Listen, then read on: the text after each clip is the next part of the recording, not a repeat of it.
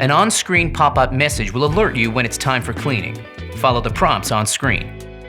If you need to perform a group head clean manually, first access the settings menu by touching the cog icon on the upper right of the screen, then scroll down and select Group Head Cleaning. Before you start, you're going to want to empty the drip tray. Then to commence, insert the 1-cup basket into the portafilter. Place the gray silicone cleaning disc inside. Place the cleaning tablet into the center. Insert and lock the portafilter into the group head, then press Start to begin.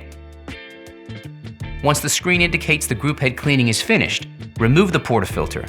The tablet should have completely dissolved. If it hasn't, commence another cycle until it completely dissolves.